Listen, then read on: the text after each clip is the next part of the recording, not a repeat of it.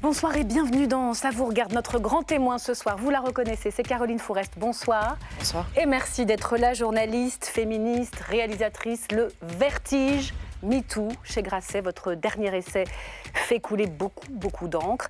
Énorme carton en librairie d'un côté et pas mal de critiques des féministes de l'autre. Rien que ça mérite d'être interrogé. On va en parler. Vous ouvrez pour la première fois une conversation publique, c'est votre expression, sur les dérives du mouvement MeToo. Interview tout à l'heure dans la deuxième partie. Mais d'abord, on va s'arrêter ce soir sur un procès, celui des assistants parlementaires des eurodéputés du RN. Il commence ce lundi. Il va durer 2 mois et parmi les prévenus, Marine Le Pen. De quoi entacher ou pas sa rentrée politique en fanfare à l'Assemblée. Grand décryptage dans un instant avec nos invités sur ce plateau. Enfin, la question qui fâche ce soir, faut-il taxer les inconditionnels de l'avion? C'est l'association Action Climat qui fait cette proposition. Tir croisé avec nos chroniqueurs à la fin de cette émission. Voilà donc pour le sommaire. On y va, Caroline Fourest? Allez, on y va. Ça vous regarde. Top générique.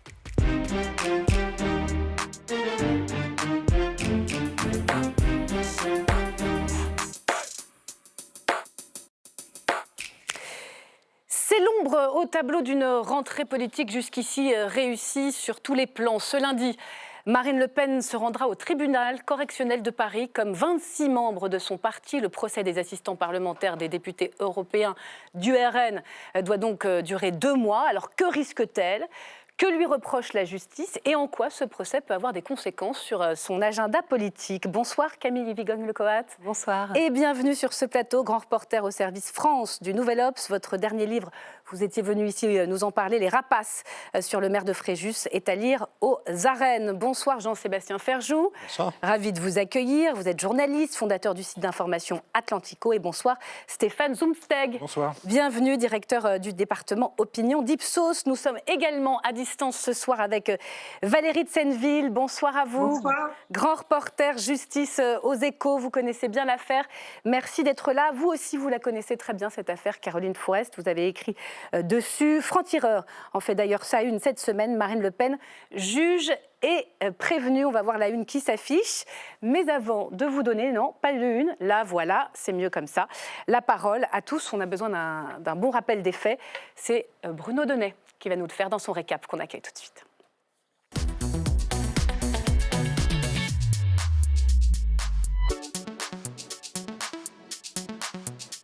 Bonsoir mon cher Bruno. Bonsoir Myriam, bonsoir à tous. Alors dans votre récap ce soir, une affaire dans l'affaire. Oui, alors l'affaire d'abord Myriam, elle est assez simple. La justice reproche à l'ancien Front National d'avoir détourné des fonds publics européens. Les faits remontent à 2014, au moment où le parti de Marine Le Pen a obtenu 24 députés au Parlement européen. À cette époque, chaque député disposait d'une enveloppe de 23 000 € tous les mois, théoriquement, pour payer ses assistants parlementaires. Or, d'après d'anciens cadres du parti, Marine Le Pen aurait imposé à tous les élus de son groupe de détourner la plus grande part possible de ses subventions. En clair, ça veut dire chaque député a le droit de recruter un assistant pour lui, pour son travail de parlementaire, mais les autres assistants qui seront recrutés seront dédiés à autre chose. Quoi ?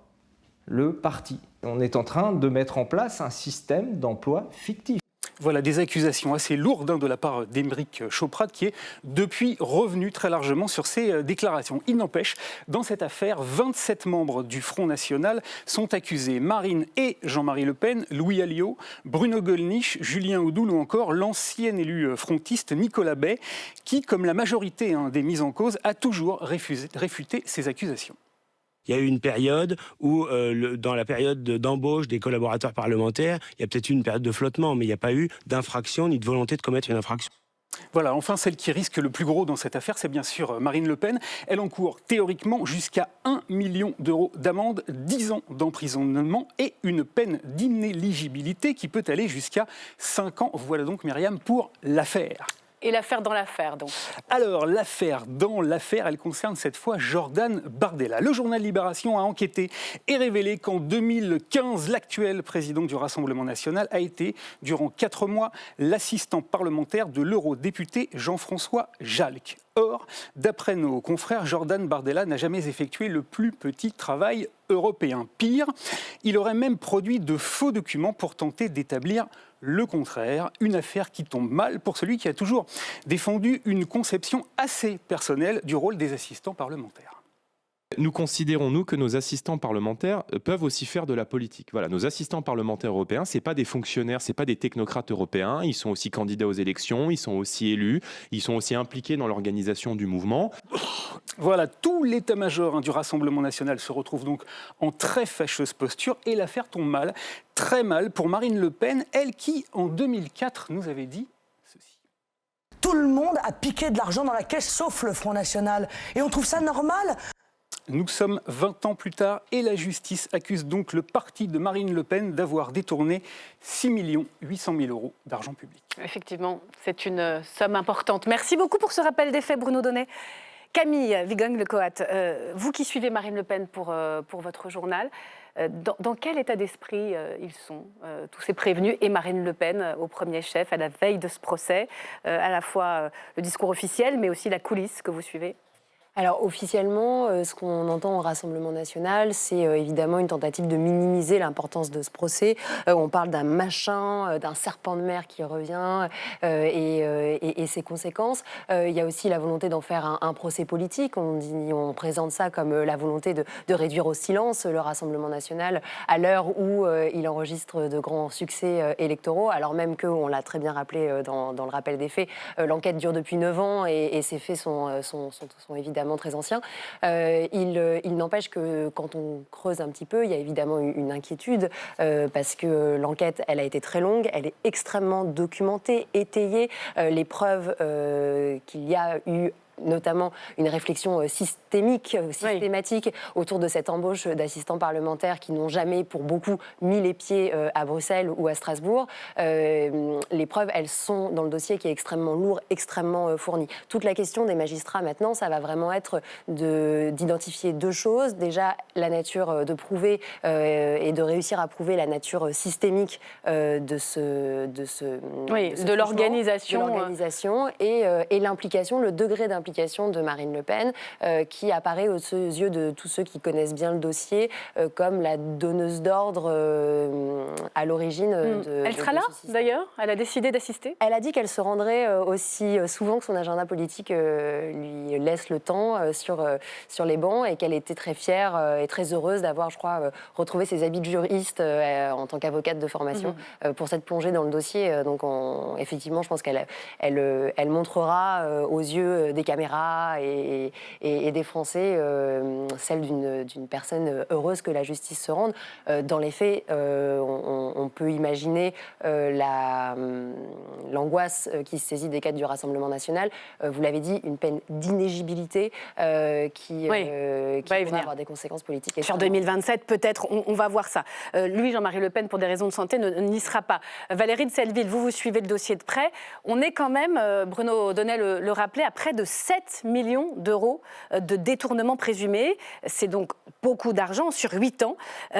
C'est beaucoup plus, il faut le dire quand même, que dans l'affaire des assistants MoDem de François Bayrou.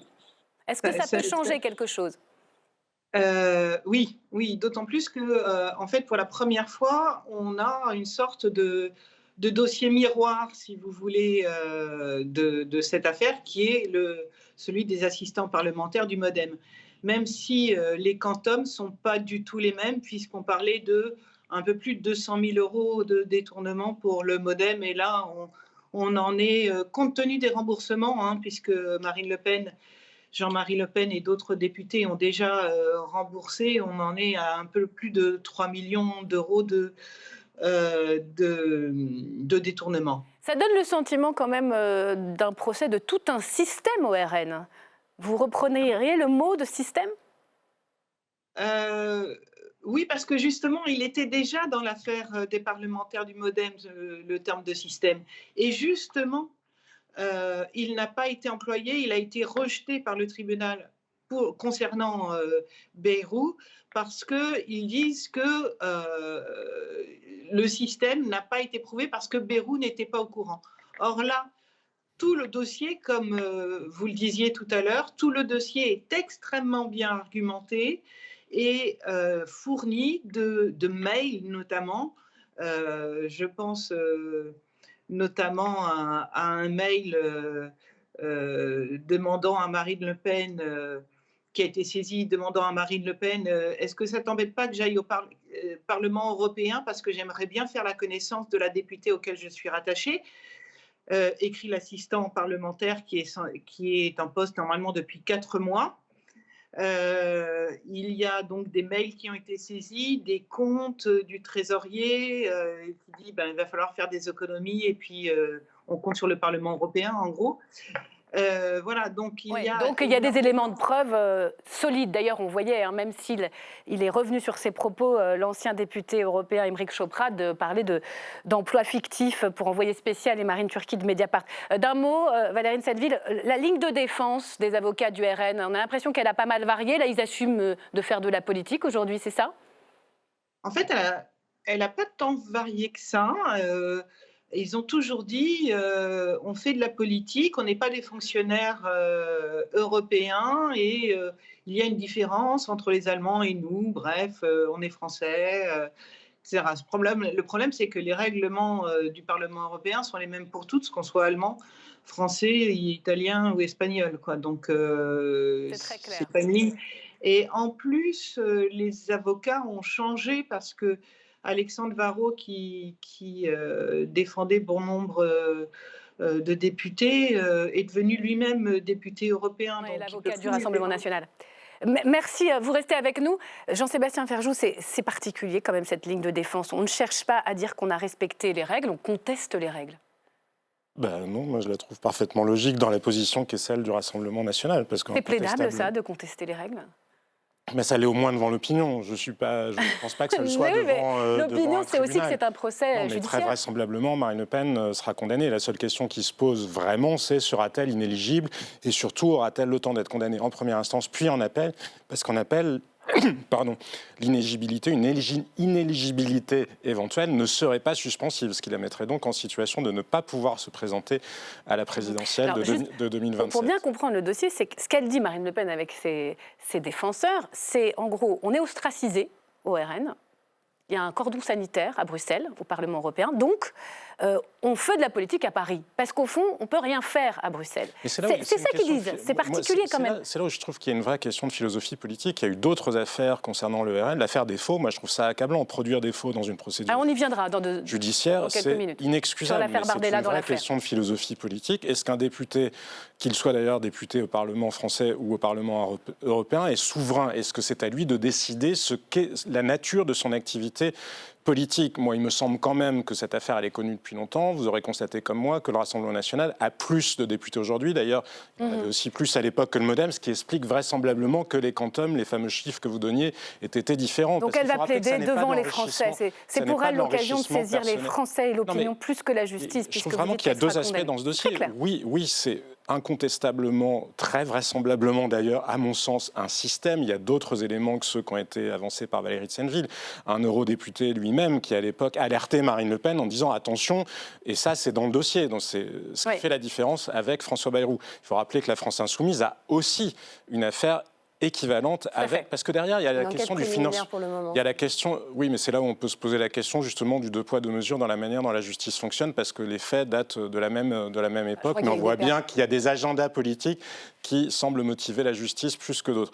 Souvenez-vous, Jean-Luc Mélenchon avait eu une défense beaucoup plus offensive. Il a signé une tribune dans le Journal du Dimanche l'année dernière avec Lula, avec un certain nombre d'autres chefs, soit de parti, soit d'État, en parlant de lawfare, la manière dont la justice pouvait être instrumentalisée pour se débarrasser d'opposants politiques. Parce que derrière cette question-là, rappelons-le, il y a la question du financement de la démocratie. Est-il normal qu'un parti, peu importe que ce soit le Rassemblement national ou LFI, ne se voit pas qu'aucune banque, par exemple, ne veuille leur prêter? Mais non, ce n'est pas une autre question. Non, c'est un débat qui est afférent pour vous, mais ce n'est pas celui de la justice auquel elle sera confrontée lundi. Pardon, mais c'est le débat devant l'opinion, parce que vous pouvez ignorer la réalité, mais ça n'empêche pas qu'il y a des millions de Français. J'ignore pas la réalité, et vous êtes là pour il y a des millions de Français. Non, mais c'est un vous plus générique que vous. vous, Myriam. On peut ignorer, si vous voulez, la réalité. La réalité est que les banques ne prêtent pas d'argent au Rassemblement national.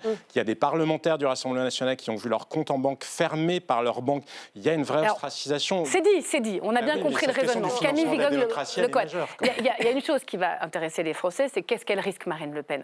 Elle dit très clairement qu'à titre personnel, il n'y a pas d'enrichissement personnel. Donc, comme François Bayrou, elle risque d'être relaxée. C'est le parti qui va être condamné. Donc, pas de problème sur 2027 et une éventuelle inéligibilité ? Non, parce que je pense que la justice s'attache aux faits et pas aux opinions et s'attache en l'occurrence à regarder la nature du dossier.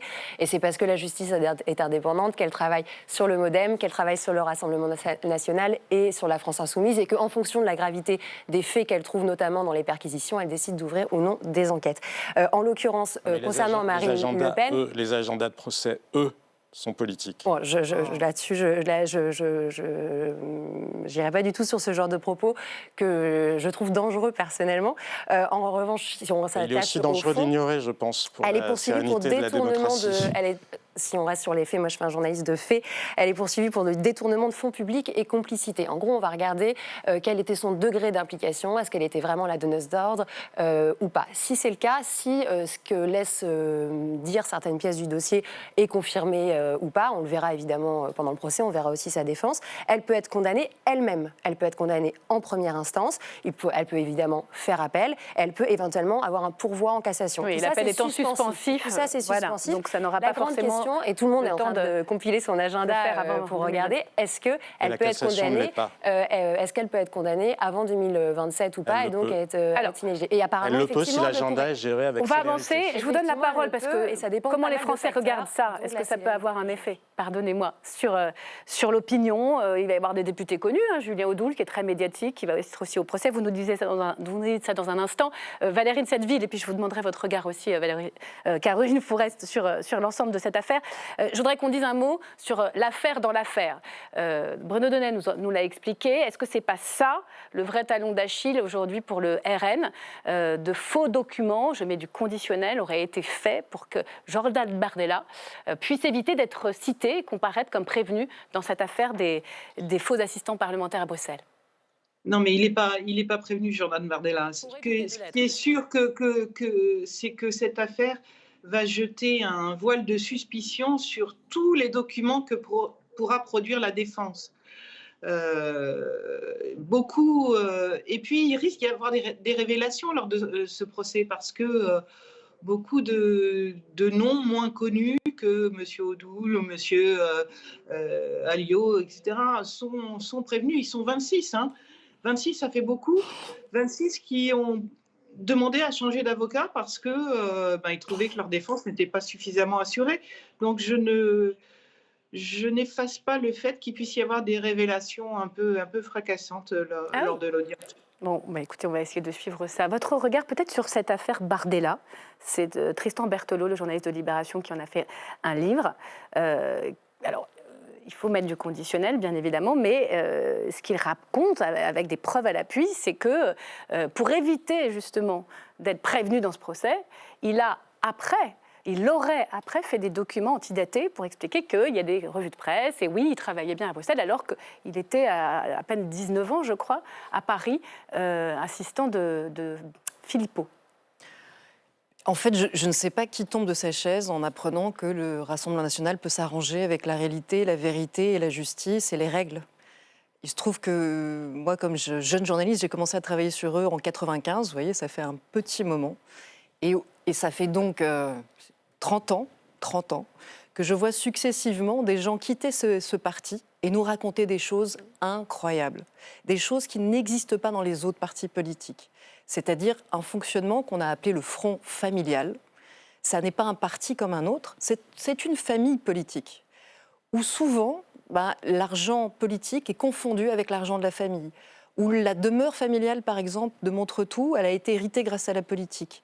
Ou moi, lorsque j'écris un livre avec Fiammetta Wener qui s'appelle Marine Le Pen démasquée, elle est pour la première fois candidate à une élection présidentielle. J'ai des anciens eurodéputés du Front National qui me racontent et qu'on cite, et on va à la barre devant un tribunal et on gagne sur ce point, que par exemple, Marine Le Pen lui a demandé à un eurodéputé, Jean-Claude Martinez, d'embaucher Huguette Fatna, qui est encore d'ailleurs cité dans cette affaire, qui ne sait pas où est Bruxelles et ne sait pas où est Strasbourg, parce qu'Huguette Fatna, elle garde les enfants de Marine Le Pen au manoir de Montretout, et que d'ailleurs son contrat de travail, il le dira à la barre devant les magistrats, prévoit qu'elle travaille au manoir de Montretout. Il y a dans cette affaire Thierry Léger, qui est le garde du corps de la famille Le Pen, père et fille. On est bien au-delà d'une affaire comme le MoDem, de quelques assistants parlementaires qui ont été un peu payés sur une enveloppe européenne pour faire un peu de politique à Paris. On est bien au-delà. Alors justement, les Français vont regarder, forcément, en début de semaine, au moins le coup d'envoi de ce procès. Quels peuvent être les effets en termes d'image pour Marine Le Pen? Là, vous avez tous parlé des risques du judiciaire qui sont énormes si elle était condamnée à une peine entraînant son inéligibilité. Est-ce que Marine Le Pen, est-ce que le Rassemblement national risque aujourd'hui quelque chose d'un point de vue politique, pour parler clairement d'un point de vue électoral? Je n'en suis absolument pas persuadé. Pourquoi? Parce que c'est un parti anti-système qui est soutenu par une partie des Français qui sont eux-mêmes anti-système. Donc ça ne les dérange pas. Dans l'électorat RN, on peut trouver tout. Peut-être qu'il y aura des gens du RN qui seront scandalisés parce qu'ils vont entendre durant le procès, mais dans leur immense majorité, les sympathisants et les électeurs du RN, cette histoire, à minima, ne va pas les intéresser, ou au mieux pour le RN, va à nouveau entretenir l'idée que de toute façon, les juges rouges sont une fois de plus... Le désamour avec les juges est déjà très important. Les nouveaux électeurs, les ralliés de la dernière heure, si je puis dire. Mais oui, parce que là encore, il faut... Ce qui est intéressant avec ces néo-votants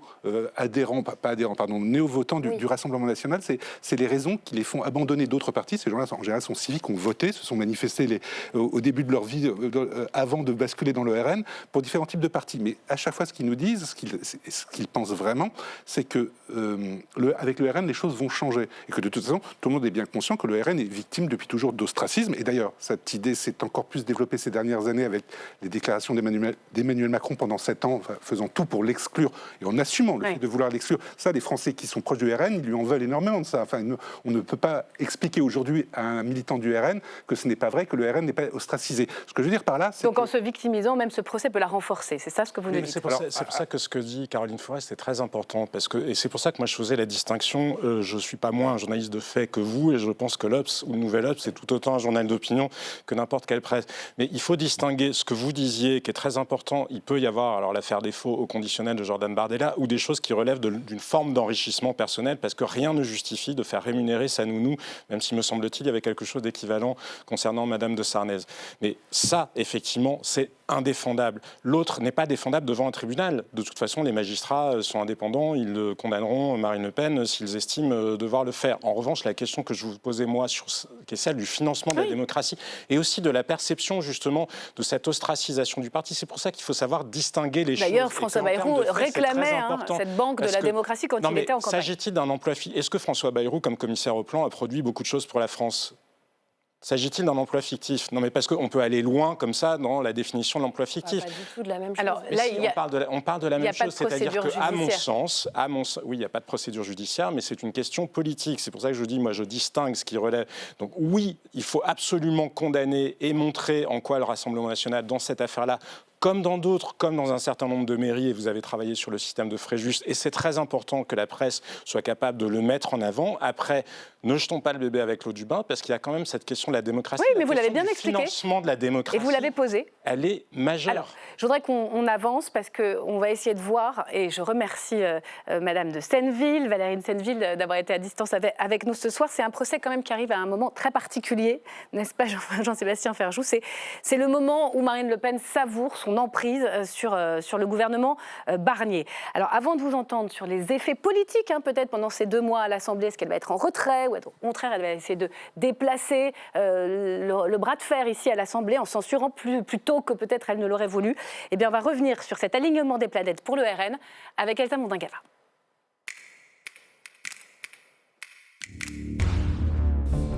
Au lendemain des législatives, Marine Le Pen garde le sourire. C'est une victoire différée. Mais le résultat est décevant pour le Rassemblement national. Premier groupe, mais 3e force dans l'hémicycle, derrière le nouveau Front populaire et le camp présidentiel. Après un été discret, Marine Le Pen veut prendre sa revanche. Alors qu'Emmanuel Macron cherche un Premier ministre, la triple candidate à l'élection présidentielle distribue les vétos contre Bernard Cazeneuve ou Xavier Bertrand. Ce sera donc Michel Barnier à Matignon, validé par le Rassemblement national mais immédiatement placé sous sa surveillance. le RN en arbitre. Rien ne peut désormais se faire sans le Rassemblement national ou contre le Rassemblement national. Marine Le Pen a dans son jeu une carte maîtresse qu'elle va prendre un malin plaisir à utiliser, la menace de la censure.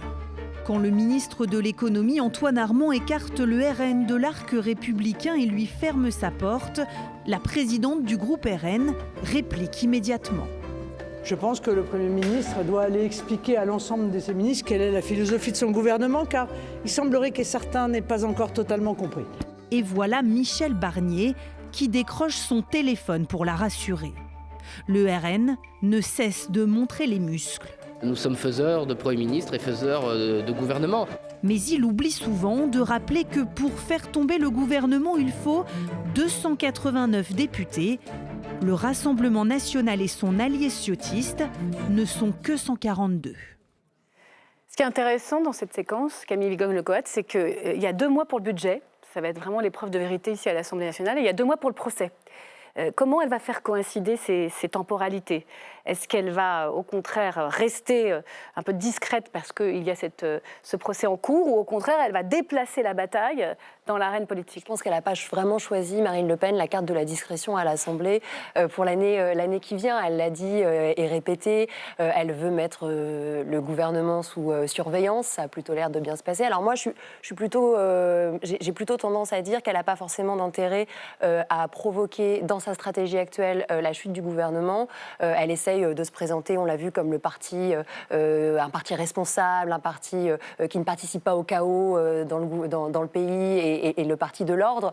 Si elle fait tomber ce gouvernement, ça contrecarre un peu sa... Mais pour vous, ces stratégies, elles sont autonomes l'une de l'autre au printemps prochain. Mais quand Valérie de Senneville nous dit qu'il y aura peut-être des éléments fracassants dans les prochaines semaines... Ce qui est sûr, c'est que ça peut la percuter. Ça peut quand même percuter sa narration qui serait celle d'une progression ininterrompue d'un parti qui serait désormais professionnel, présentable, sans aspérité, etc. Ça la ramène quand même au parti, Caroline Foras le disait, le parti familial, le parti avant tout machine à cash pour elle et son clan. Ça la ramène à ce qu'était le Front National et à ce qu'est encore en partie le Rassemblement National, qui a changé sur certains aspects, mais qui n'a pas absolument pas complété cette mue de la façon dont ils essayent de convaincre l'opinion publique, et d'ailleurs les législatives l'ont montré. Stéphane Zumsteg. Moi, je pense que durant ce procès, le RN a tout intérêt à être de moins en moins neutre, bienveillant ou neutre, malveillant, comme il l'a été jusqu'à présent à l'égard du gouvernement de Barnier, parce qu'il faudra bien qu'on parle d'autre chose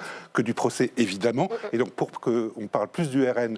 La diversion à l'Assemblée. Dans l'Assemblée, il faudra que celui-ci soit beaucoup plus offensif, beaucoup plus critique à l'égard de Michel Barnier. C'est une nécessité, il ne faut pas oublier une chose. Hein. Là, encore, je reviens à l'électorat du RN. Les électeurs du RN, ils n'ont pas voté pour des députés, pour avoir plus de députés RN, juste parce que, pour les députés qui ont félicité ensuite Bruno Retailleau en disant c'est formidable, le ministre de l'Intérieur applique notre programme ou propose notre programme. C'est un électorat en colère. Pour vous, la bienveillance, c'est-à-dire la non-censure, si ça dure trop longtemps, ce sera porté au négatif pour Marine Le Pen. Le RN est sur une ligne de crête. C'est très bien de vouloir montrer qu'il pèse dans le jeu politique et donc qu'il est responsable et qu'il ne censure pas automatiquement, bien sûr. Mais il faut faire très très attention à son électorat. Son électorat qui est très souvent populaire. Arrivent les questions budgétaires. On apprend qu'il n'y aurait pas d'hausse des impôts pour les classes moyennes ou pour les milieux populaires. Mais oui, mais il va y avoir des baisses drastiques dans les dépenses publiques. Et s'il y a bien un électorat qui est en demande de dépenses d'argent public, notamment pour les services publics, c'est cet électorat du RN. Donc les occasions seront assez bonnes, au-delà de l'immigration et de l'insécurité, pour le RN de taper fort. Et ce sera une nécessité. Ce sont des marqueurs parce que, et je finis avec ça, le RN a besoin de temps. Ça tombe bien, il a encore 10 mois, parce qu'on ne peut pas dissoudre, évidemment, mais le RN doit faire oublier une chose, c'est ce résultat extrêmement décevant des élections législatives, qui n'est pas dû, contrairement à ce qu'on dit, uniquement au barrage républicain. Le RN a fait la démonstration qu'il n'était pas prêt à prendre le pouvoir. Et je ne parle pas que des brebis galeuses, je parle du plan Mathieu, qui ont été pointés par la presse pour des déclarations il y a quelques années, la plupart du temps sur les réseaux sociaux. Non, il y a eu les atermoiements sur l'abrogation de la loi retraite, la bourde des binationaux, évidemment, et le fameux plan Matignon. Les Français ont quand même compris que le RN n'était pas prêt. L'objectif, maintenant, c'est de se donner du temps pour prendre le pouvoir. Donc il y a encore un travail sur la crédibilité à faire. Vous aurez le mot de la fin, Jean-Sébastien Ferjou. Comment vous voyez sa stratégie qui peut être un peu percutée par ce procès qui va être long, hein ? Oui, qui va être long. Après, elle est effectivement soumise à une injonction contradictoire, parce que Marine Le Pen a essayé de jouer la respectabilité, de jouer justement la normalisation, l'intégration au système républicain, contrairement à la France insoumise, et donc contester violemment le système et la justice, ça va à l'encontre de cette stratégie-là. Après, moi, je suis un peu surpris de voir que le narratif du Rassemblement national est repris benoîtement, d'ailleurs par la gauche qui aime bien jouer à shérif, fais-moi peur, parce que non, le Rassemblement national n'est pas dans une progression inéluctable. Et vous l'avez rappelé, ce qui s'est passé au mois de juin, ça n'est pas le Front républicain qui a fonctionné, ce sont des électeurs qui doutent. Et il faut bien voir ce qui est en train de se passer à l'heure actuelle. Il y a toute une partie de cet électorat, alors ça n'est pas cristallisé, parce que l'offre alternative, elle n'a pas surgi. Il y a une partie de cet électorat qui commence à se dire, est-ce que c'est un vote stérile, parce que c'est la bonne candidate, ils ne sont pas capables d'acquérir une culture de gouvernement, et ou parce que de toute façon, le système ne les laissera jamais se faire élire. Et donc, est-ce que si nous voulons vraiment du changement, ce vote-là, qui était perçu jusqu'à présent comme le vote de la promesse du changement, contrairement à d'autres, contrairement à la droite qui avait beaucoup déçu du temps de Nicolas Sarkozy, peut-être cette question-là, elle est en train de ressurgir. Et si donc, elle ne gagnait jamais, ça peut-être commence à fleurir dans la tête des électeurs. C'est compliqué pour Marine Le Pen, parce que justement, ça se double de ce qu'on disait juste avant, l'injonction contradictoire, être respectable mais être anti-système. Merci beaucoup, on s'arrête là. Merci pour ce décryptage sur ce procès donc, qui commence lundi. Merci d'avoir été en direct avec nous sur LCP. On va parler à présent de cet essai. Je pense que c'est la 20e émission que vous faites. Non, pas 20. Non, mais c'est la dernière avant un petit moment. C'est la dernière sur LCP. On est très heureux que vous ayez gardé un peu de temps pour nous, Caroline Fourest. C'est peu dire que cet essai fait couler beaucoup d'encre. Au fond, est-ce qu'on peut poser la question des dérives du mouvement MeToo pour mieux le protéger? C'est un peu la question qui résume cet ouvrage. Regardez l'invitation de Marion Becker. Interview toutes les deux juste après. Si on vous invite, Caroline Fourest, c'est pour votre analyse du mouvement de libération de la parole. 7 ans après MeToo, vous dressez un bilan dans le vertige MeToo. Vertige nécessaire, dites-vous, face à la chape de silence qui entourait le viol et l'inceste. Mais vous avez entrepris d'en dénoncer les excès. Dans ce nouveau monde, il suffit désormais d'accuser pour exister, d'une flèche sur les réseaux sociaux pour clouer au pilori, d'un « je te crois » pour sortir le goudron et les plumes. Dans cet essai, vous questionnez comment libérer la parole sans piétiner la présomption d'innocence ni altérer la présomption de véracité. Doit-on nommer au risque de briser des réputations ? Pour vous, Caroline Fourest, la féministe, la journaliste et la réalisatrice, tous les MeToo ne se valent pas. Vous revenez sur l'histoire du mouvement, d'Harvey Weinstein à Nicolas Hulot, PPDA ou Judith Godrèche, entre autres. Vous disséquez et graduez les affaires et dénoncez la judiciarisation du soupçon. Un discours qui passe mal chez les féministes qui vous accusent d'affaiblir le combat. Caroline Fourest met à terre tous les soubassements de la parole libérée et de la honte changeant de camp. Comment une féministe qui prétend sauver MeToo peut-elle emprunter un vocabulaire minimisant les violences ? Quand on veut discréditer une victime sans pourtant s'en prendre ouvertement à elle, pour ne pas avoir l'air anti-féministe, on l'accuse d'être une marionnette, manipulée par d'autres. C'est ce qu'on dit de moi, c'est ce qu'elle dit de moi. Mais n'est-ce pas là le sexisme le plus cru ? Judith Godrèche vous reproche une forme de défiance à l'égard des victimes. En vous attaquant au mouvement de libération de la parole, en nuançant son bilan, Caroline Fourest, vous deviez vous douter qu'on vous reprocherait d'abîmer le combat des femmes. Alors, Caroline Fourest, est-ce que vous attendiez à un tel tir de barrage de certaines féministes ? Alors Myriam, j'aime bien que vous disiez certaines, parce que ça fait 2 fois que j'entends les féministes, et je peux dire, grâce à ce livre, que non, Clémentine Autain, Sandrine Rousseau et même Judith Godrèche, qui est récemment féministe, ne sont pas toutes les féministes. Je veux dire, il y a beaucoup de féministes qui ont dit des choses que je dis dans ce livre, qui le disent aussi, qui le disent avec moi. Justement, pour bien comprendre, vous, la féministe de toujours, il y a des féminismes. En quoi vous vous distinguez de celles que vous avez citées ? Il y a un débat idéologique très important et puissant entre vous. Mais depuis longtemps. D'abord, il y a toujours eu plusieurs féminismes. Même dans les années 70, par exemple, il y avait un débat très très vif entre des féministes réformistes et des féministes révolutionnaires. Et les féministes révolutionnaires disaient aux réformistes il ne faut pas porter plainte pour viol en justice. Il ne faut pas dénoncer des violeurs quand ils sont immigrés parce que c'est faire le jeu de la justice bourgeoise et raciste. Ce sont les féministes réformistes qui ont gagné, qui ont écrit la loi contre le viol et qui ont fait régresser les violences sexuelles. Et pour répondre à ce que je viens d'entendre, je ne minimise pas les violences sexuelles.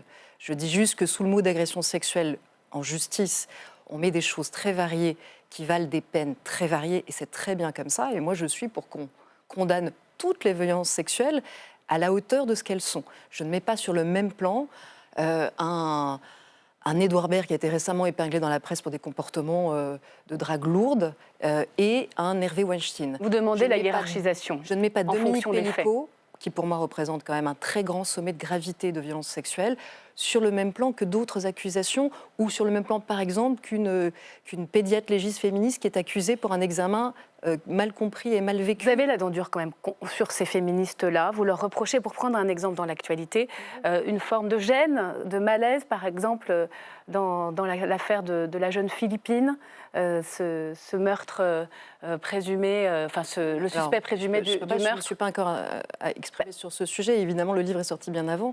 Par contre, je parle du féminisme à indignation variable.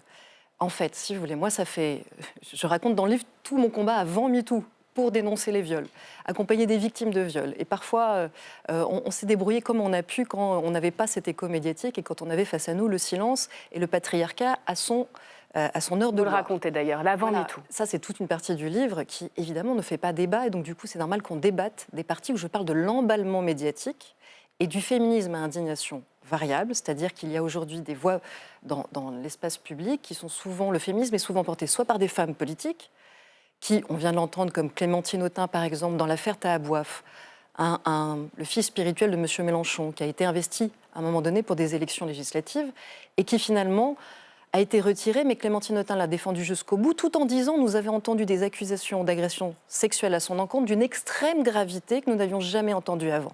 Et puis, depuis que M. Mélenchon a décidé que Tahabouaf devait réintégrer la vie politique aux côtés des Insoumis, on n'entend plus parler de ces accusations.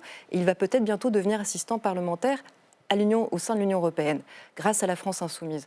Quand Sandrine Rousseau balance sur la place publique des faits qui ne relèvent pas vous parlez de l'affaire Bayou. De l'affaire Bayou contre un concurrent dans son propre parti, il disparaît de la vie politique.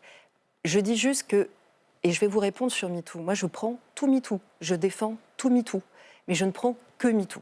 Je ne suis pas d'accord pour prendre des règlements de compte instrumentaux politiques qui se servent du féminisme pour faire de la politique politicienne. Alors, puisqu'on est à l'Assemblée nationale, je voudrais vous parler, en matière de violences sexuelles et sexistes, des hommes politiques. Un homme qui a reconnu sa faute pour vous et qui a été condamné par la justice ne peut être doublement puni par une sorte de mort sociale. Ça, on le retrouve très régulièrement dans le livre et quels que soient les accusés. En politique, par exemple, Adrien Quatennens. Alors, typiquement, pas selon les accusations. Vous avez remarqué qu'il y a tout un passage où je raconte, par exemple, Adrien Quatennens, pour moi, qui fait partie de la France insoumise. Donc, vous voyez, moi, je ne juge pas en fonction de l'étiquette politique, je juge en fonction des faits. Qui a été condamné pour violence conjugale. Il a été condamné pour une gifle sur son épouse dans le cadre d'un divorce très conflictuel. J'estime que Adrien Quatennens, pour moi, d'un point de vue féministe, il a le droit de revenir sur les bancs de l'Assemblée. Il avait le droit de revenir sur les bancs de l'Assemblée parce que d'abord, il a reconnu sa faute. Il a été condamné parce qu'il l'a reconnu. Et que contrairement à beaucoup d'hommes qui ont un geste de violence, ils laissent passer leurs épouses pour des menteuses. Donc il a reconnu sa faute, il a été condamné pour cette faute et il ne présente pas de risque de violence au sein de l'Assemblée nationale. Il aurait dû être sanctionné par les urnes et pas par sa famille politique. Exactement. C'est ce que vous écrivez.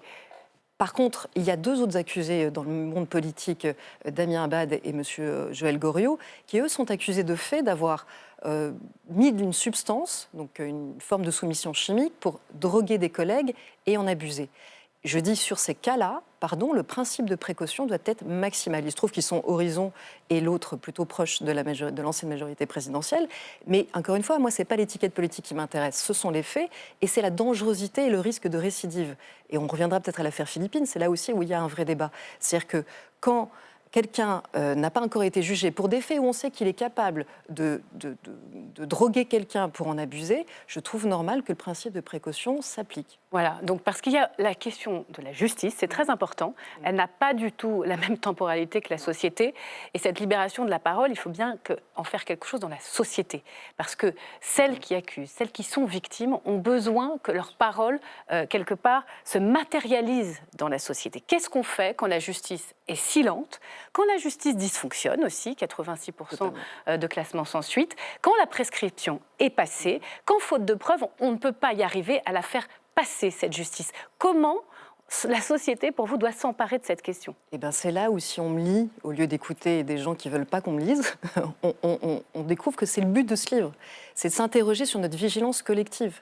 Comme féministe, moi, je n'ai pas envie d'attendre seulement la justice. Je ne crois pas à la justice, rien que la justice. Je pense que la justice ne passe pas assez dans beaucoup de cas d'abus et de violences sexuelles. Donc, on est tous un peu jurés, on est tous un peu chargés de cette vigilance. Et du coup, on vit tous, et c'est pour ça aussi peut-être que le livre a ce succès, c'est qu'on vit tous, depuis des années, des tas de situations où on ne sait pas comment juger. C'est-à-dire que moi, quand quelqu'un vient de me dire qu'elle a été agressée, ou qu'il a été agressé, évidemment, selon ce qu'elle me raconte ou ce qu'il me raconte, je me fais un avis, je l'écoute, et très souvent, je la crois ou je le crois. Le je l'écoute doit arriver avant je te crois. Expliquez-nous cet ordre-là. Je vous l'explique parce que toutes les victimes changent, leur regard change quand elles entendent le je te crois, qui est devenu un slogan d'ailleurs. Mais je vais vous dire, moi, à une victime qui me raconte quelque chose, et ça m'est arrivé tellement souvent dans ma vie depuis l'âge de 12 ans, je dis je te crois. Évidemment que je dis je te crois. Mais il se trouve que dans mon militantisme comme féministe et comme journaliste, j'ai vécu des situations où j'ai vu des gens, au nom du je te crois, un je te crois qu'on n'avait pas imaginé avant MeToo, totalement littéraliste et totalement aveugle, renoncer à l'examen des faits qui parfois sont sous leurs yeux.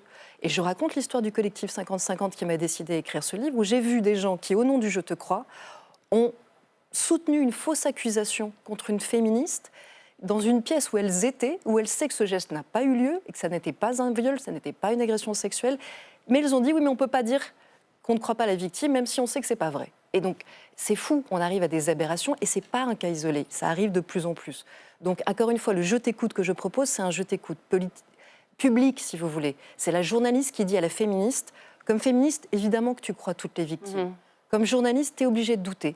Quand les victimes de Tariq Ramadan viennent me voir, la première fois, je les écoute. Je ne leur dis pas que je suis en train de douter de leurs paroles. Mais pendant qu'elles me parlent comme journaliste, je suis obligée d'en douter. Parce qu'avant de porter une accusation publique, avant de nommer quelqu'un, quand on est journaliste et que c'est sa responsabilité, on est bien obligé de douter. Vous trouvez que le tribunal médiatique et social broie beaucoup d'innocents? Beaucoup de gens qu'on ne voit pas. C'est toujours un ou deux de trop, bien sûr. Mais est-ce que vous trouvez qu'il y a un vrai problème au niveau des chiffres, des nombres de cas? Mais dans 5 ans, on me dira, de toute façon j'ai l'habitude, on n'avait pas vu qu'il y avait autant de cas, autant de gens qui sont sortis de la vie sociale, qui ne peuvent plus travailler. Je parle évidemment beaucoup du milieu du cinéma. Vous avez bien compris qu'on vit une France à 2 vitesses. On a la France de Mazan, où je ne crois pas que les accusés se sentent... aient tellement senti la honte changer de camp. Moi j'ai l'impression qu'ils n'ont toujours pas tellement honte, les co-accusés de Dominique Pellicot. Et là, c'est pas redescendu. Donc ça, j'aimerais qu'au contraire, on démocratise MeToo beaucoup plus. Et puis, dans le milieu du cinéma, je vous assure qu'on vit une autre réalité. C'est un milieu qui est absolument terrorisé à l'idée de la moindre accusation rétrospective, même pour des faits isolés, même pour des faits légers. C'est-à-dire qu'on n'est plus du tout dans l'affaire Weinstein. Et là, tous ces gens-là, ils sont ignorés du grand public. Ils ne savent pas qu'il y a un réalisateur qui a fini au téléphone portable son film pour une histoire qui n'est pas encore jugée et sur lesquelles il y a des versions très contradictoires. D'ailleurs, vous reconnaissez par exemple à Judith Godrèche ou Adèle Haenel un très grand courage. Ouais. Il y a des pages là-dessus. Mais en même temps, vous dites attention, elles deviennent des procureurs. Ce terme est très fort. Mais pardon, mais tout le monde le vit. Si Judith Godrèche, je le vis là, mais moi, c'est pas grave, je suis pas accusée de viol. Mais je veux dire, si quelqu'un est nommé par Judith Godrèche, elle a aujourd'hui un tel statut socialement, depuis qu'elle a parlé, que dans le cinéma, ça vaudrait sentence. Et encore une fois, là aussi, j'ai fait cette distinction. Je dis, quand Judith Godrèche parle en tant que victime de ce qu'elle a vécu, de ce qu'elle a ressenti en écoutant Benoît Jacquot parler de son désir et parler du cinéma comme un trafic illicite de jeunes filles, eh bien, j'ai été une des premières à dire, elle a raison de le dire, c'est fort de le dire et à soutenir cette parole, à l'écouter et à la croire. Quand elle devient procureure et qu'elle mène le procès de la famille du cinéma sans mener celui de la responsabilité parentale qui a permis tous ces abus, qui a permis aussi de la mettre dans cette situation de fragilité, là c'est moi qui suis un peu plus MeToo peut-être que Judith Godrèche et qui voudrais qu'on en parle un peu plus en profondeur de ces sujets. Pour terminer, c'est ma dernière question. Qu'est-ce que vous attendez de ce livre exactement, qui marche de façon absolument spectaculaire? Le rêve de Caroline Fourest après ce livre, ce serait quoi? Qu'une véritable conversation avec ces féministes-là puisse être possible sereinement ou bien au-delà avec la jeunesse? Qu'est-ce que vous attendez?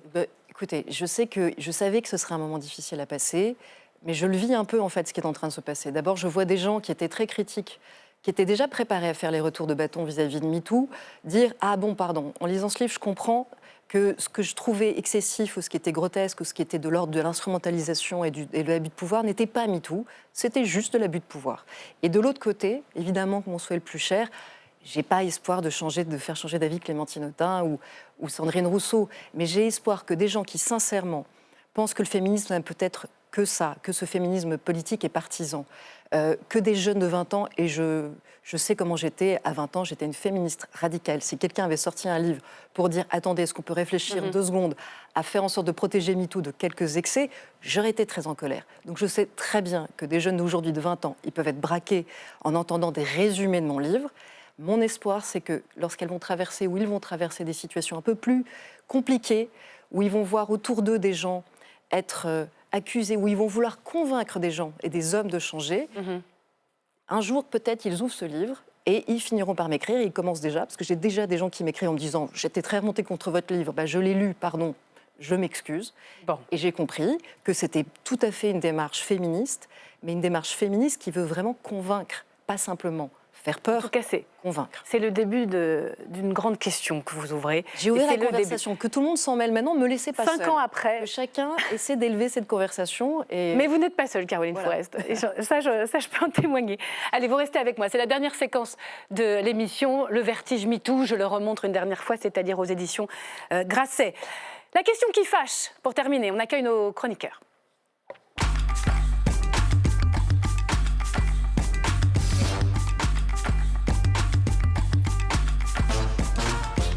Bonsoir à vous deux, sans transition absolument aucune.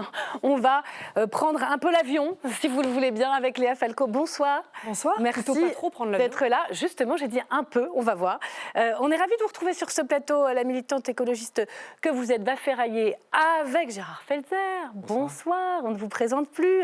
Ancien pilote, grand spécialiste de l'aéronautique, président d'Avions sans frontières. C'est Action Climat qui nous a soufflé la question qui fâche. Regardez. La question qui fâche aujourd'hui nous fait prendre un peu de hauteur, mais pas pour les bonnes raisons. Elle concerne les avions, et si l'on en parle, c'est que le secteur reste le mauvais élève du réchauffement climatique. Les émissions de CO2 des vols internationaux sont en constante augmentation depuis 30 ans. Pour inverser la courbe, une association écologiste fait aujourd'hui une proposition choc, taxer les grands voyageurs. L'idée est de cibler les personnes qui prennent le plus l'avion, des voyageurs qui sont les plus gros pollueurs, mais aussi les passagers les plus aisés. Concrètement, cette taxe serait progressive et prendrait en compte à la fois la longueur des trajets et leur fréquence. Par exemple, pour un premier aller-retour dans l'année vers une ville lointaine comme New York, la taxe serait de 100 €. Elle monterait à 500 € au bout du 5e vol. Pour un premier trajet plus court, à Barcelone par exemple, la taxe serait nulle. Au 5e voyage, elle atteindrait 400 €. 400 € pour un billet qui me coûte 160, ça dissuade d'aller voir sa famille. Une mesure malheureusement nécessaire pour l'association à l'origine de cette proposition, le réseau Action Climat. Ces quelques personnes qui prennent souvent l'avion, en fait, représentent un nombre de vols assez important. Donc, si on augmente sensiblement le prix des billets d'avion pour ces personnes-là, le nombre de vols va diminuer, donc les émissions de CO2 vont diminuer avec. D'après les calculs de l'association, cette taxe grand voyageur permettrait de réduire les émissions de CO2 du secteur de 13,1% et rapporterait 2,5 milliards par an à l'État. Sans surprise, les compagnies aériennes ont déjà dit leur opposition à une telle mesure. Pour elles, la solution doit être technologique. La question qui fâche est donc la suivante. Faut-il taxer les inconditionnels de l'avion? Gérard Felzer, à vous de commencer. Oui, alors je suis un peu schizophrène parce que je ne suis pas un ennemi du RAC, je suis un ennemi du réseau Action Climat. Mais en fait, Oui, ils ont raison de dire la technologie, ça ne résout pas tout. Il y a une rupture technologique à faire, certes, il faut investir beaucoup d'argent, on y reviendra, mais il y a aussi une rupture sociologique, une rupture sociale. Ne pas considérer l'avion comme un produit de consommation, ce qui est le cas aujourd'hui. Donc vous êtes pour la taxe des grands voyageurs ? Il faut la moduler, il faut être prudent par rapport à ça, il ne faut pas favoriser les plus riches par rapport aux plus pauvres aussi, parce que 500 de plus, 500 oui, de plus, 500 euros de plus pour eux, ça ne changera rien. Donc il faut être intelligent sur l'affaire. Et puis l'écueil principal, c'est la concurrence. C'est un secteur qui est ultra concurrentiel, avec 400 000 emplois à la clé, tout le secteur aéronautique, constructeurs, compagnies aériennes confondus, emplois directs et indirects. Et je comprends que les politiques, ils hésitent toujours un petit peu. Pourtant, il y a urgence. Donc il faut faire quelque chose, et ça va dans le bon sens. D'accord avec ça, j'imagine, Léa Falco. En très large partie, on est tout à fait d'accord sur, ça a été montré par ailleurs dans le magnéto, le fait que le secteur aérien soit, quand vous regardez en vision macroéconomique, le secteur qui aujourd'hui non seulement n'a pas entamé sa réduite de baisse d'émissions de gaz à effet de serre, mais qui en plus l'a augmenté. Depuis le Covid, on est remonté vers une hausse des émissions, et donc ça c'est tout à fait problématique, et on est d'accord sur le fait que la technologie, et aujourd'hui tous les grands rapports qui existent sur la question le montrent, ne pourra pas seule permettre cette réduction des émissions. Oui, donc il faut qu'on arrive à une question de réduction du trafic, on est d'accord. La question n'est pas de si on le fait, mais comment on le fait. À ce propos, quand j'étais pilote sur Boeing 747, j'étais tout fier d'annoncer à mes passagers, regardez, on bouffe 6 litres au 100 km par passager. Aujourd'hui, on en est à 3. Quand je suis passé sur Airbus, j'en étais plus qu'à 3. On sera bientôt à 2. Alors, on ne peut pas dire qu'on ne fait pas de progrès. Mais le problème, c'est que la technologie est dépassée par la demande. C'est vrai que là, si on double le trafic aérien tous les 15-20 ans, on ne va pas y arriver, et surtout pas en 2050. Le risque, c'est que les riches seulement voyageront à l'avenir. Disons que là, on n'est pas sur un système d'interdiction dans ce qui est proposé par le RAC. En fait, ça a été rapidement dit, c'est plus 50 € de taxes au fur et à mesure qu'on prend des vols. Donc le premier vol est, entre guillemets, offert en termes de taxation, et ensuite vous rajoutez à chaque vol supplémentaire 50 €. Et ça s'arrête à 400. C'est-à-dire que si vous prenez 4, 5, 6, 7, 8 vols dans l'année, vous payez 400 € de taxation. Il y a ceux qui sont à 400 € près et puis les autres qui... Oui, mais vous savez, ceux qui sont à 400 € près, malheureusement, et vous le disiez, il y a une réalité sociologique derrière. Ceux qui sont à 400 € près, ils ne prennent pas l'avion, en fait. Déjà, vous pensez ? C'est pas que je pense, c'est qu'en fait, c'est écrit dans le rapport. Ils ont fait des calculs avec tout un tas de modèles économiques. Et en fait, les 20% les plus aisés en France aujourd'hui prennent 40% des vols en France. Donc c'est la solution pour vous ? C'est pas la solution. Non, c'est pas la solution. C'est une partie d'un bouquet de solutions qui est plus large et que par ailleurs ils explorent. Il y a 9 mesures différentes dans le rapport qu'ils observent selon 3 critères, qui est l'impact sur les émissions du secteur de gaz à effet de serre, l'impact en termes de répartition de l'effort entre les classes sociales, et puis un point sur lequel on n'est pas encore arrivé mais qui est important, c'est-à-dire l'assiette fiscale, les revenus fiscaux qui seront générés par cette potentielle taxation. Alors on a besoin de milliards. Sur l'économie, l'impact d'une taxe grand voyageur comme ça, sur l'économie, il y a quand même le secteur aérien qui redémarre, les emplois, le tourisme. C'est vrai que 400 000 emplois, c'est pas rien en France, tout confondu, et qu'il faut faire attention aussi aux disparités du pouvoir économique de chaque passager. Est-ce qu'on ne crée pas une inégalité entre celui qui va économiser toute l'année pour faire son petit voyage, l'augmenter, alors que l'autre, il a les moyens de compenser. Donc, c'est les deux petits voyages alors. Il faut faire attention aux inégalités provoquées. Je suis absolument d'accord, mais vous savez, 2 voyages en avion par an, en fait, c'est très peu courant. On est malheureusement dans les classes qui parlons sur les plateaux, sur les plateaux de télé, des classes sociales très favorisées en moyenne. Donc nous, peut-être que dans notre entourage, on voit tout le monde prendre l'avion. C'est pas le cas du tout dans le reste du pays. C'est quelque chose vraiment à prendre en compte. Et puis, sur cette question des emplois, je vous rejoins tout à fait. C'est d'ailleurs pour ça, je suppose, que le rapport ne parle pas d'interdire purement et strictement l'aviation. On sait qu'aujourd'hui, c'est pas possible. Oui. Jean-Marc Jancovici, lui, il disait pas plus de 4 vols par an. Par vie, pardon. C'était par vie. La proposition d'Action Climat est beaucoup plus raisonnable. Donc, vous dites quoi pour terminer ? Chiche, parce que c'est ici le budget qui va se décider. Ici, non, il y a une prise de conscience des députés, heureusement. Ça va dans le bon sens, pas assez vite à mon goût, pour essayer de faire de la rupture technologique. C'est quoi la rupture technologique ? On parle beaucoup d'hydrogène, par exemple, avec... pratiquement pas zéro émission, ça n'existe pas, mais très peu par rapport à aujourd'hui. Mais il faut investir massivement dans la recherche et le développement. Et là, le Concorde, à l'époque où c'était la vitesse, aujourd'hui, c'est l'avion, mais zéro émission, émission. Le bruit, on ne parle pas du bruit, et vous devriez vous y intéresser, parce qu'on est des riverains. Et il y en a de plus en plus, et comme il y a de plus en plus d'avions, c'est un petit peu. Et l'avion vert, c'est pour quand alors? arrivera dans 60 ans. Alors, Quel horizon, j'allais y venir? 2035, l'avion électrique pour du court moyen courrier. Pour des petits avions, il faut le dire aussi. Pour des petits avions. Pour des avions de 70 places. Bah oui, ce sont aujourd'hui de petits avions. Non, mais moi, ce qui m'horripile, c'est surtout que c'est un produit de consommation. On va à Barcelone, on va à Berlin pour s'amuser, boire un coup, parce que c'est 49,99 €. Donc ça, par contre, c'est pas acceptable. Il y a un moment, on doit prendre conscience qu'on n'y va pas pour boire un coup, quoi. Et puis, donc on a démocratisé le voyage avec le low cost, mais ça, c'est plus possible. Encore une fois, on entend beaucoup dire qu'on a démocratisé le voyage en avion. Quand vous regardez les chiffres, c'est pas tellement vrai. On reste sur quand même une consommation plutôt du premier quintile, plutôt premier, deuxième, c'est-à-dire les 20-40% de population les plus aisées. Les autres, ça reste quand même relativement anecdotique. Ça ne veut pas dire que ça n'existe pas, mais c'est anecdotique. Et puis, donc en attendant l'avion vert, pour terminer, qu'est-ce qu'on fait? On taxe sur les grands voyageurs, c'est ça? Moi, je trouve qu'il y a plein de choses intéressantes. Plus on va à New York, dans votre raisonnement, il faut plus on y mettre taxe. les low cost. Les low cost, c'est quand même une grosse partie du marché. Bien sûr, je mets les low Donc, cost les également. tarifs ont baissé. Oui, absolument. Mais il y a d'autres propositions dans le rapport que moi je trouve intéressantes, des taxations sur le kérosène. Aujourd'hui, quand vous partez en voiture, en vacances, en train ou en voiture, vous payez une taxe sur le carburant. Quand vous le faites en avion, vous en payez une qui est largement dérisoire. Donc rien que se remettre au niveau et de faire payer les consommateurs d'avion au même titre que ceux qui prennent la voiture ou le train, c'est déjà bien. Et puis ensuite, effectivement, il faut aller plus loin. Et donc cette taxe, elle va, pour moi, complètement dans le bon sens, d'autant plus que, on ne l'a pas dit, mais ça rapporterait à peu près, selon leurs calculs, 2,5 milliards d'euros par an, ce qui, dans un contexte de réduction budgétaire, est quand même pas tout à fait Rendez-vous intéressant. à la COP, et les BRICS notamment, le Brésil, l'Inde, la Chine, l'Afrique du Sud, qui sont absolument contre toute taxe, et comme on est dans un marché ouvert... Une taxe bien sûr, mais dans ce cas-là, on ne fait rien, pas. monsieur. Vous prenez souvent l'avion ou vous faites attention, Caroline Fourest? J'ai assez d'ennuis comme ça. Non, je prends évidemment que le train, c'est une blague. Bien sûr que je prends l'avion comme beaucoup de gens et pas que sur les plateaux de télévision. Ouais, mais beaucoup. Et franchement, je trouve que le côté culpabilisons les gens qui veulent voyager, et au lieu d'être toujours dans le repli, d'être sur son petit territoire, je crois que ça va avoir des grosses conséquences démocratiques, pas seulement écologiques. Et que si on doit taxer les grands voyageurs, OK, why not?